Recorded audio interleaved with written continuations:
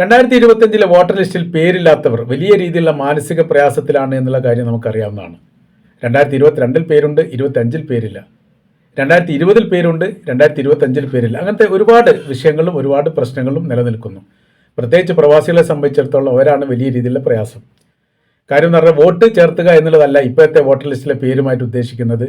അത് നിർബന്ധമായിട്ട് വേണം എന്ന് ഇലക്ഷൻ കമ്മീഷൻ പറഞ്ഞതോടുകൂടി ആ കാര്യത്തിന് വേണ്ടിയിട്ടുള്ള വലിയ വെപ്രാളം പിടിച്ചുള്ള ഓട്ടത്തിലാണ് പല ആളുകളും എന്ന് നമുക്കറിയാവുന്നതാണ്.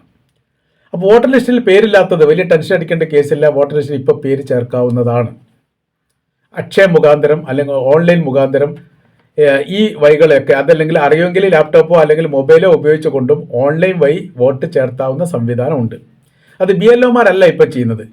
BLOമാർ ഇപ്പോൾ ചെയ്യുന്നത് 2025 വോട്ടർ ലിസ്റ്റിൽ പേരുള്ളവർ അവർ അടുത്ത വോട്ടർ പട്ടികയിലേക്ക് പേര് ചേർക്കുന്നതുമായിട്ട് ബന്ധപ്പെട്ട എന്യൂമറേഷൻ ഫോം കൊണ്ടുതരിക, അത് ഫില്ല് ചെയ്ത് അവർക്കായി തിരിച്ചു കൊടുക്കുക. ആ പ്രവൃത്തിയാണ് അവർ ചെയ്യുന്നത്. പുതിയ വോട്ടർ ലിസ്റ്റ് ഉണ്ടാക്കണമെങ്കിൽ നമ്മൾ അക്ഷയ പോകണം. നമ്മൾ പല വീഡിയോയിലും ആ വിഷയമായിട്ട് ബന്ധപ്പെട്ട കാര്യങ്ങൾ പറഞ്ഞിട്ടുണ്ട്. പല അക്ഷയക്കാരും അത് അറിഞ്ഞിട്ടില്ല. ചിലരൊക്കെ അങ്ങനെ ഒരു സിസ്റ്റം ഇല്ല എന്ന് പറയുന്നു. അങ്ങനത്തെ കുറേ വിഷയങ്ങളുണ്ട്. യഥാർത്ഥത്തിൽ അക്ഷയയിൽ നമ്മൾക്ക് വോട്ട് ചേർത്താൻ ഇപ്പം അവസരം ഉണ്ട്. അത് തുടങ്ങിയിട്ട് ഏകദേശം ഒരു 8 ദിവസം അത്രയൊക്കെ ആയി. അതിപ്പം കണ്ടിന്യൂ ആയിട്ട് ഇപ്പോൾ നടന്നുകൊണ്ടിരിക്കുന്നുണ്ട്. അപ്പോൾ അക്ഷയയിലേക്ക് ഒരാൾ അക്ഷയ പോയിട്ട് വോട്ട് ചേർത്താൻ പറ്റുന്നില്ല, അല്ല അവിടെ ഇല്ല സിസ്റ്റം എന്ന് പറഞ്ഞാൽ നമ്മൾ മടങ്ങി പോരല്ലേ വേണ്ടത്, തൊട്ടടുത്ത അക്ഷയ പോവാം. അതല്ലെങ്കിൽ അതിൻ്റെ തൊട്ടടുത്ത അക്ഷയ പോവുക. എന്നെ വിളിക്കുന്ന സമയത്തൊക്കെ ഞാനത് പറയാറുണ്ട്. ഒരു അക്ഷയത്തെ തന്നെ ആശ്രയിക്കരുത്. കാര്യം അക്ഷയക്കാർക്ക് എല്ലാ കാര്യത്തെക്കുറിച്ചും അറിവുള്ളവരാണ് എന്നൊരർത്ഥമില്ല. BLOമാർക്ക് എല്ലാ കാര്യത്തെക്കുറിച്ചും കൃത്യമായ അറിവുള്ളവരാണ്, അങ്ങനെ അർത്ഥമില്ല. ഇത് നമ്മുടെ ആവശ്യമാണ്. നമ്മൾ എന്ത് ചെയ്യാൻ പറ്റും? നമ്മൾ അത് കണ്ടെത്തണം. അതിനുള്ള പരിഹാരങ്ങൾ നമ്മൾ തന്നെ ഉണ്ടാക്കേണ്ടതാണ്. അപ്പോൾ അത്തരം വോട്ടില്ലാതെ പ്രയാസപ്പെടുന്നവരെ സഹായിക്കുക എന്നുള്ളതാണ് ഇന്നത്തെ വീഡിയോയിൽ ഉദ്ദേശിക്കുന്നത്. അഥവാ നമ്മൾ വോട്ടുണ്ടാക്കി തരിക എന്നുള്ളത്. അതിൽ 2 വിഭാഗമാണുള്ളത്. ഒന്ന് നാട്ടിൽ നിന്ന് വോട്ട് ചേർത്തേണ്ടവർ, സാധാരണക്കാർ.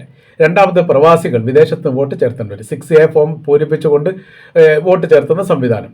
രണ്ടും രണ്ട് രീതിയിലാണ് ചെയ്യേണ്ടത്. അപ്പോൾ ഒന്ന് തമ്മിൽ ബന്ധമില്ലാത്ത രീതിയിലാണ് ചില സമയത്തൊക്കെ വരിക. അപ്പോൾ എങ്ങനെയൊക്കെയാണ് വോട്ട് ചേർത്താൻ പറ്റുക, എങ്ങനെയൊക്കെയാണ് നമുക്ക് നിങ്ങളെ സഹായിക്കാൻ പറ്റുക എന്നുള്ള കാര്യമാണ് നമ്മൾ ഈ വിഷയവുമായിട്ട് ബന്ധപ്പെട്ട് പറയുന്നത്. സാധാരണഗതിയിൽ നാട്ടിൽ നിന്ന് 2025 വോട്ടർ പട്ടികയിൽ പേരില്ലെങ്കിൽ, അത് 2020 വോട്ട് 2002 2020 അതൊന്നും അതിലർത്ഥമല്ല. 2025 വോട്ടർ പട്ടികയിൽ പേരില്ലേ, ആ പേരുണ്ടോ എന്ന് പരിശോധിക്കാനുള്ള ലിങ്ക് കാര്യങ്ങൾ നമ്മൾ അയച്ചു തന്നിട്ടുണ്ട്. അത് നോക്കിയാൽ നിങ്ങൾക്ക് ഐഡൻറ്റി കാർഡ് അടിച്ച് നോക്കിക്കുകയാണെങ്കിൽ വോട്ടർ ലിസ്റ്റ് പേരുണ്ടോ ഇല്ലെന്ന് കൃത്യമായി അറിയാൻ വേണ്ടി പറ്റും. എററോ മറ്റെന്തോ കാണുകയാണെങ്കിൽ വോട്ടർ ലിസ്റ്റ് പേരില്ല എന്നാണ് അർത്ഥം. പിന്നെ ന്യൂമറേഷൻ ഫോം BLO വീട്ടിൽ കൊണ്ട് തന്നിട്ടില്ലെങ്കിൽ വോട്ടില്ലാതെ തന്നെയാണ് അതിൻ്റെ അർത്ഥം. അപ്പോൾ അങ്ങനെ ഉള്ള ആളുകൾ എന്ത് ചെയ്യണം? അവർ വോട്ട് ചേർത്തണം. വോട്ട് എപ്പോൾ ചേർത്താൻ പറ്റും? ഇപ്പോൾ ചേർത്താൻ പറ്റും. അക്ഷയ മുഖാന്തരം ചേർത്താം, ഓൺലൈൻ മുഖാന്തരം ചേർത്താം, അങ്ങനെയൊക്കെ ചെയ്യാം. ചേർത്താൻ എന്തൊക്കെ വേണം? അതിന് നമുക്ക് ആധാർ കാർഡാണ് അടിസ്ഥാനമായിട്ട് വേണ്ടത്. ആധാർ കാർഡ്. പിന്നീട് ഈ ആധാർ കാർഡുമായി ചേർന്ന് നിൽക്കുന്ന മൊബൈൽ നമ്പർ. ആധാർ കാർഡ് നമ്മൾ ഒരു മൊബൈൽ നമ്പറായിട്ട് ലിങ്ക് ചേർത്തിട്ടുണ്ടാവും. ആ മൊബൈൽ നിർബന്ധമായിട്ട് വേണം. ആ മൊബൈൽ നമ്പർ പ്രധാനപ്പെട്ടതാണ്.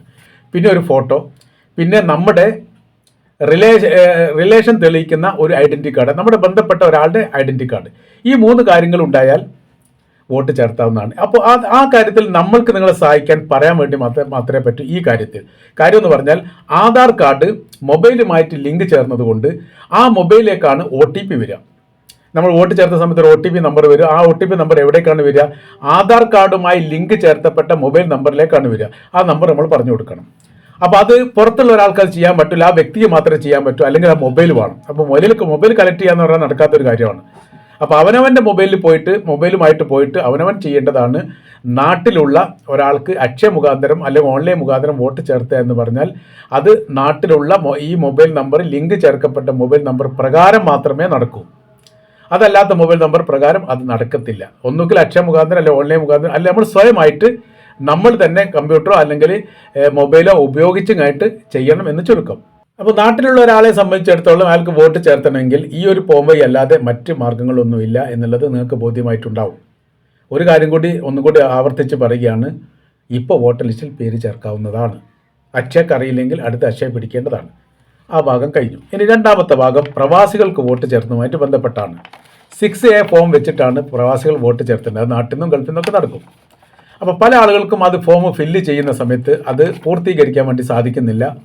അത് അപ്ലോഡ് ചെയ്യുന്ന സമയത്ത് വിഷയം റിട്ടേൺ ആയിട്ട് ഇലക്ഷൻ കമ്മീഷൻ്റെ അടുത്തുനിന്ന് നമ്പറുകൾ കാര്യങ്ങളൊന്നും വരുന്നില്ല. വന്ന ആളുകൾ തന്നെ രണ്ടാമത് നോക്കുന്ന സമയത്ത് അത് എറർ കാണിക്കുന്നു. അങ്ങനത്തെ ഒരുപാട് വിഷയങ്ങളും പ്രശ്നങ്ങളുണ്ട്. ഈ കാര്യത്തിൽ നമ്മൾക്ക് നിങ്ങളെ നേരിട്ട് സഹായിക്കാൻ വേണ്ടി പറ്റും. അതിന് നിങ്ങൾക്ക് അവിടെ പ്രവാസി വോട്ട് ചേർത്തുന്ന സമയത്ത് നിങ്ങൾക്കത് സാധ്യമാകുന്നില്ലെങ്കിൽ നിങ്ങൾ അതിൻ്റെ passport copy, first page, last page, പിന്നെ അതിൻ്റെ വിസ സ്റ്റാമ്പ് ചെയ്ത കോപ്പി, ബന്ധുവിൻ്റെ ID പ്രൂഫ്, ഇത്ര കാര്യങ്ങൾ മാത്രം നമ്മൾക്ക് എത്തിച്ചു തരുന്ന സമയത്ത് നമ്മൾ നിങ്ങൾക്ക് വോട്ട് ചേർത്തിട്ട് അതിൻ്റെ സ്ലിപ്പ് കാര്യങ്ങൾ നിങ്ങൾക്ക് അയച്ചു തരുന്നതാണ്. അത് ഈ വാട്സപ്പുമായി ആ കാര്യങ്ങളൊക്കെ നമുക്ക് ചെയ്യാവുന്നതാണ്. അപ്പോൾ അങ്ങനെ ആ സമയത്ത് ടെൻഷൻ ഒരുപാട് കുറഞ്ഞു കിട്ടും. അപ്പോൾ അങ്ങനെ ചെയ്യേണ്ട ആ പ്രവൃത്തി ചെയ്യുന്ന ആളുമായിട്ട് ബന്ധപ്പെട്ട് നമ്മൾ ലിങ്ക് ചേർത്തിട്ടാണ് ആ പ്രവൃത്തി ചെയ്യുന്നത്. അതിൻ്റെ ആളുടെ പേര്, ആളുടെ വാട്സപ്പ് നമ്പർ കാര്യങ്ങളെല്ലാം ഡിസ്ക്രിപ്ഷനിൽ കൊടുത്തിട്ടുണ്ട്. അപ്പോൾ അങ്ങനെ താല്പര്യമുള്ള വിദേശത്ത് ജോലി ചെയ്യുന്ന പ്രവാസികൾ ആ നമ്പറിൽ ബന്ധപ്പെട്ടിട്ട് എന്ത് ചെയ്യുക, ഈ പറയപ്പെട്ട രേഖകൾ അയച്ചു കൊടുക്കുക. അപ്പോൾ അദ്ദേഹം എന്ത് ചെയ്യും, നിങ്ങളുടെ 6A ഫോം ഫില്ല് ചെയ്തിട്ട് അത് ബന്ധപ്പെട്ട രീതിയിൽ ഇലക്ഷൻ കമ്മീഷനിൽ എത്തിച്ചിട്ട് അതിൻ്റെ സ്ലിപ്പുമായിട്ട് ബന്ധപ്പെട്ട കാര്യങ്ങൾ നിങ്ങൾക്ക് അയച്ചു തരുന്നതാണ്. എന്തോ ചെറിയ പൈസ അദ്ദേഹമായിട്ട് ബന്ധപ്പെട്ട് സംസാരിക്കുന്ന സമയത്ത് ഒരു നിശ്ചിതമായിരിക്കും അദ്ദേഹം അധ്വാനിക്കുന്നതിൻ്റെ പൈസയുടെ ഒരു വീതം കൊടുത്താൽ മതി, അത്രേ ഉള്ളൂ, വേറെ വിഷയമൊന്നുമില്ല. അപ്പോൾ നമുക്ക് ടെൻഷൻ ഇല്ലാത്ത രീതിയിൽ ആ കാര്യം കൃത്യമായ രീതിയിൽ ചെയ്ത് കിട്ടുന്നതാണ്. പ്രവാസികൾക്ക്, അതായത് 6A ഫോം ഫില്ല് ചെയ്യേണ്ട പ്രവാസികൾക്ക് മാത്രമുള്ളതാണ്. മറ്റേത് നമ്മൾ പറഞ്ഞു അതിനെന്താ, അത് കൃത്യമായ രീതിയിൽ ഒരു ആധാറുമായിട്ട് ലിങ്കുള്ള മൊബൈൽ നമ്പർ വേണം എന്നതിനാൽ അത് മറ്റൊരാൾക്ക് ചെയ്യാൻ വേണ്ടിയിട്ട് സാധിക്കില്ല. പിന്നെ പ്രവാസികൾക്ക് ഹിയറിങ്ങുമായിട്ട് ബന്ധപ്പെട്ട വിഷയം, അത് പല ഘട്ടങ്ങളിലും ഓൺലൈൻ മുഖാന്തരം, അത് വീഡിയോ കോൺഫറൻസോ അങ്ങനെ എന്തെങ്കിലും സംവിധാനം ലളിതവൽക്കരിച്ചു കൊണ്ടുള്ള പ്രവൃത്തിയാണ് പ്രവാസികൾക്ക് വേണ്ടി സാധാരണ ഇലക്ഷൻ കമ്മീഷൻ ചെയ്യാറുള്ളത്. അങ്ങനെയാണ് മനസ്സിലാക്കുന്നത്. അതിൻ്റെ പ്രത്യേകമായിരിക്കുന്ന നിർദ്ദേശങ്ങളൊന്നും കിട്ടിയിട്ടില്ല. കാര്യം വളരെ സിമ്പിളായ രീതിയിൽ വോട്ടുണ്ടാക്കുന്ന ഒരു സംവിധാനമാണ് 6A ഫോം എന്ന് പറഞ്ഞാൽ. അത് പ്രാരാബ്ധമായിരിക്കുന്ന കാര്യങ്ങളൊന്നുമില്ല. അത് മറ്റേ നമ്മൾ പറഞ്ഞ സമയത്ത് ഈ മെസ്സേജ് വരുന്നതും OTP വരുന്നതുമായിട്ട് ബന്ധപ്പെട്ട കുറേ വിഷയങ്ങളുണ്ട്. അതിൻ്റെ കാര്യങ്ങളൊന്നുമില്ല. പക്ഷേ നിങ്ങൾ ഒരു ഇമെയിൽ ID വെക്കുന്നത് നല്ലതാണ്. അത് കൃത്യമായിരിക്കുന്ന ഒരു ഇമെയിൽ ID, നമ്മൾ യൂസ് ചെയ്യുന്ന ഒരു ഇമെയിൽ ID അതിൻ്റെ കൂടെ വെക്കണം. ചിലപ്പം എന്തെങ്കിലും മെസ്സേജോ കാര്യങ്ങളോ വരികയാണെങ്കിൽ അത് ശ്രദ്ധിക്കാൻ വേണ്ടിയിട്ട്. അപ്പോൾ ഈ കാര്യം നമ്മൾ പറഞ്ഞു. ഇങ്ങനെ ഈ പറയപ്പെട്ട ആൾ ഡിസ്ക്രിപ്ഷനിൽ അത് കൊടുത്തിട്ടുണ്ട് നമ്പർ, അവരുമായിട്ട് ബന്ധപ്പെട്ട് കഴിഞ്ഞാൽ 6A ഫോം പ്രവാസികൾക്ക് വോട്ടുണ്ടാക്കാൻ വേണ്ടിയിട്ട്, വോട്ടുണ്ടാക്കി നിങ്ങളെ സഹായിക്കാൻ വേണ്ടിയിട്ട് തീർച്ചയായിട്ടും സാധിക്കുന്നതാണ് എന്ന കാര്യം ഓർമ്മിപ്പിക്കുകയാണ്. അപ്പോൾ പിന്നെ അടുത്ത ഘട്ടം എന്ന് പറഞ്ഞാൽ ഹിയറിങ്ങുമായിട്ട് ബന്ധപ്പെട്ട കുറേ വിഷയങ്ങൾ വരുന്നത്, അതായത് നാട്ടിലുള്ള ആൾക്കാർ, ഇത് കുറേ പ്രശ്നങ്ങളാണ് ഈ വിഷയമായിട്ട് ബന്ധപ്പെട്ടുള്ളത്. ചില ആളുകൾ പ്രവാസികളായിട്ട് ഈ നാട്ടിലേക്ക് വരാൻ പുറപ്പെടുന്നുണ്ട്, അവരെന്ത് ചെയ്യണം, ഇവിടുന്ന് കുറച്ച് ആൾക്കാർ അങ്ങോട്ട് പോകുന്നുണ്ട്, അവരെന്ത് ചെയ്യണം, അങ്ങനെ ഒരുപാട് വ്യക്തികൾക്ക് ഒരുപാട് വിഷയങ്ങളാണ്. പ്രത്യേകിച്ച് പ്രവാസികളിൽ നല്ലൊരു ശതമാനം ആളുകളും വോട്ടില്ലാത്തവരാണ്. അവർ കൃത്യമായ രീതിയിൽ ഈ കാര്യങ്ങൾ ചെയ്തിട്ട് അത് എത്തിക്കാൻ സാധിക്കാത്തതാണ്. കാര്യം പല ആളുകളും ഫാമിലി സഹിതം, കുടുംബസഹിതം പുറത്താണ്. അവർക്ക് ഇവിടെയും വോട്ടുണ്ടാക്കാൻ പറ്റുന്നില്ല, അവിടെ വോട്ടുണ്ടാക്കിയിട്ട് ലക്ഷ്യത്തിലെത്തുന്നില്ല. അങ്ങനത്തെ കുറേ വിഷയങ്ങളുണ്ട്. പിന്നെ നമ്മൾ വോട്ട് തള്ളിപ്പോകുന്ന വിഷയങ്ങൾ പറഞ്ഞു. വോട്ട് തള്ളിപ്പോകുന്നത് എങ്ങനെ എന്നുള്ളത് കൃത്യമായ രീതിയിൽ ഓരോരുത്തരും പഠിക്കേണ്ടതാണ്. അതിൻ്റെ ഒരു രൂപം ഇപ്പോഴും ഇല്ല. പ്രാദേശിക തെരഞ്ഞെടുപ്പിലൊക്കെ രാഷ്ട്രീയ പാർട്ടിക്കാർ അങ്ങോട്ടും ഇങ്ങോട്ടും ഒക്കെ മരണപ്പെട്ടവരുടെ പേര് തള്ളിപ്പോകാൻ വേണ്ടി ഞാൻ എഴുതി കൊടുക്കാറുണ്ട്. അതല്ലെങ്കിൽ കല്യാണം കഴിച്ചു പോയവരുടെ എഴുതി കൊടുക്കാറുണ്ട്. അങ്ങനത്തെ അങ്ങോട്ടും ഇങ്ങോട്ടും ഒക്കെ ഉണ്ടാകും. പക്ഷേ അപ്രത്യക്ഷമായ രീതി പല ഘട്ടങ്ങളിൽ പ്രവാസികൾ തള്ളിപ്പോകുന്നുണ്ട് എന്നുള്ളതാണ്. അപ്പോൾ അതാരും അറിയാതെ പോകുന്നുണ്ട്. പ്രത്യേകിച്ച് ഇതിൽ ഫോളോ ചെയ്യുന്നത്, വോട്ടർ പട്ടികയിൽ പേരുണ്ടോ എന്ന് കൃത്യമായ രീതിയിൽ ഫോളോ ചെയ്യുന്നത് നാട്ടിൽ നിൽക്കുന്ന ആളുകളാണ്. പ്രവാസികളെ സംബന്ധിച്ചിടത്തോളം അത് വിഷയങ്ങളൊന്നും ഇല്ലാത്ത രീതിയിൽ സിമ്പിളായ രീതിയിൽ ആണ് ഇത് കൈകാര്യം ചെയ്യുന്നത്. കാര്യം നല്ലൊരു ശതമാനം ആളുകൾക്കും യഥാർത്ഥത്തിൽ ഐഡൻറ്റി കാർഡ് തന്നെ ഇല്ല, വോട്ടർ ലിസ്റ്റ് പേരുമില്ല. ആധാർ കാർഡാണ് പല ആളുകൾക്കും ഉള്ളത്. അപ്പോൾ ആധാർ കാർഡ് ആണെങ്കിൽ ആധാർ കാർഡ് വെച്ചിട്ട് നമ്മൾ വോട്ട് ചേർത്തിട്ടുണ്ടെങ്കിൽ അത് ആദ്യ ഘട്ടത്തിൽ മാത്രമാണ് പറ്റുക. രണ്ടാം ഘട്ടത്തിൽ പിന്നെ ഐഡൻറ്റി കാർഡ് വന്നു കഴിഞ്ഞാൽ അതിനെ അടിസ്ഥാനമാക്കിയിട്ടാണ് ബാക്കിയുള്ള അത് റിന്യൂവൽ സംബന്ധമായ കാര്യങ്ങളൊക്കെ നീങ്ങുന്നത്. അങ്ങനത്തെ കുറേ വിഷയങ്ങൾ ഇതിലുണ്ട്. അപ്പോൾ നമ്മൾ ഇനിയിപ്പോൾ അടുത്ത സ്റ്റെപ്പ് ചെയ്യാൻ പോകുന്നത്, ഇതിൽ നമ്മൾ പറഞ്ഞു 6A ഫോമുമായിട്ട്, അതായത് പ്രവാസികൾക്ക് വോട്ടുണ്ടാക്കുന്നതുമായിട്ട് ബന്ധപ്പെട്ട 100% സഹായം നിങ്ങൾക്ക് വേണ്ടി ചെയ്തു തരും.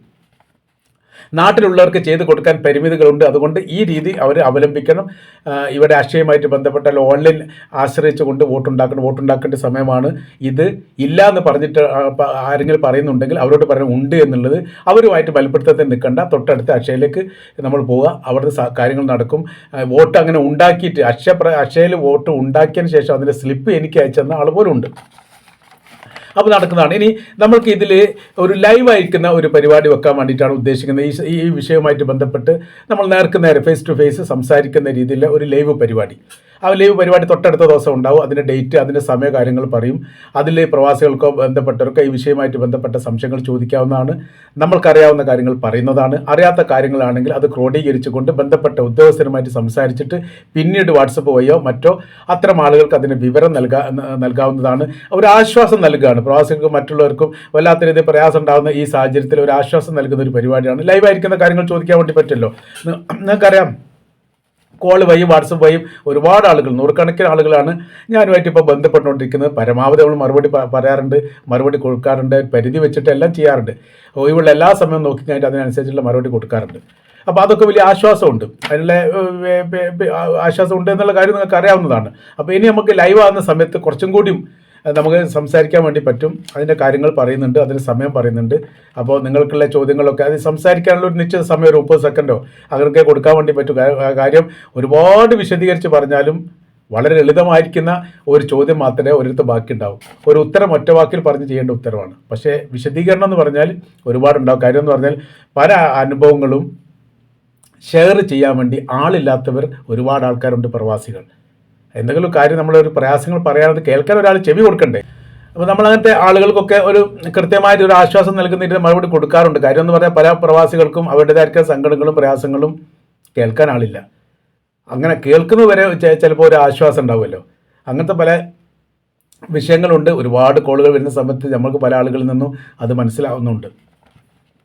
അപ്പോൾ ഇപ്പോൾ നമ്മൾ ചെയ്യുന്ന കാര്യം എന്ന് പറഞ്ഞാൽ ലൈവായിട്ട് ചോദിക്കുന്ന സമയത്ത്, പറയുന്ന സമയത്ത് ഒരുപാട് ആളുകൾക്ക്, കാരണം പല ആളുകൾക്കും ചോദിക്കാനുള്ള ഒരേ ചോദ്യമായിരിക്കും, ഉത്തരം ഒന്നായിരിക്കും, ചോദ്യങ്ങളും ഒന്ന് തന്നെ ആയിരിക്കും. പക്ഷേ വ്യത്യസ്തമായിരിക്കുന്ന ആളുകളാണ് ചോദിക്കുന്നത്.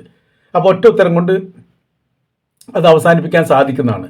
അത് ലൈവ് പരിപാടികൾ വലിയ ഉചിതമായ കാര്യമാണ് എന്ന് മനസ്സിലാക്കുന്നു. തീർച്ചയായിട്ടും നമുക്ക് അങ്ങനെ ചെയ്യാം, അങ്ങനെ സംവിധാനങ്ങൾ ചെയ്യാം. അപ്പോൾ അതിന് പരമാവധി ആളുകൾ സഹകരിക്കുക. എന്നിട്ട് അതിൻ്റെ ദിവസ സമയങ്ങളൊക്കെ പറയുന്നതാണ്. അതിനനുസരിച്ചിട്ട് ഒരു 30 സെക്കൻഡോ വളരെ അത്യാവശ്യമുള്ള കാര്യങ്ങൾ ചോദിക്കുക. നമുക്കറിയാവുന്ന നമ്മൾ പറഞ്ഞു തരും, അറിയാത്ത നമ്മൾ ചോദിച്ചു കഴിഞ്ഞിട്ട് നിങ്ങൾക്ക് മനസ്സിലാക്കി തരും. അതിൻ്റെ സംവിധാന കാര്യങ്ങൾ ചെയ്യാനുള്ള തയ്യാറെടുപ്പുകൾ നടത്തുകയാണ് എന്ന വിവരം കൂടി ഇതിനോടൊപ്പം തന്നെ അറിയിക്കുകയാണ്.